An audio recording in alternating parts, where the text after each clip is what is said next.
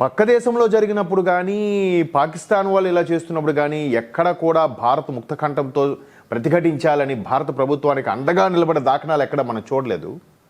పశ్చిమాసియాకు సంబంధించి ఇక్కడ ఎందుకంటే కాశ్మీర్లో, కేరళలో, తమిళనాడులో ఖమేనీ చనిపోయిన దానికి ప్రతిఘటనగా ఇక్కడ ఆయనకి సంతాపం తెలియజేస్తూ ఒక్కొక్క మహిళ చెలరేగిపోయిన గన్నబండి చంపేస్తా, ట్రంప్ను వేసేస్తా, నెతన్యాహును లేపేస్తా అని మాట్లాడారు. చూడండి, అదే పెహల్గాం ఘటన కానీ ఢిల్లీ బ్లాస్ట్ జరిగినప్పుడు ఒక్కరు మౌనం పాటించారా? సంబరాలు చేసుకున్నారు పైపెచ్చు. ఢిల్లీలో కూడా పాకిస్తాన్ ఎంబసీలో ఈ పెహల్గాం దాడి ఘటన తరువాత వాళ్ళు స్వీట్లు పంచుకున్నారంట వాళ్ళ దేశస్తులు, ఇక్కడ ఉండే అంబాసిడర్లు. ఇంకా అది కర్మ ఫాలోస్ ఇప్పుడు కొత్తగా సోషల్ మీడియాలో వైరల్ అవుతున్న అంశం. సో ఇలాంటి సందర్భాల్లో ఎలా వ్యాఖ్యానించాలి, ఎలా చేయాలని వీళ్ళు మోదీ గారు చెప్తారంట. ముచ్చటగా మూడోసారి కూడా ప్రధాని మోదీయే కావాలని యావత్ భారత ప్రభుత్వం ఆయన గెలిపించుకుంటే మోదీ 3.0 నడుస్తున్న తరుణంలో ఈ విధమైన వ్యాఖ్యలు చేశారు.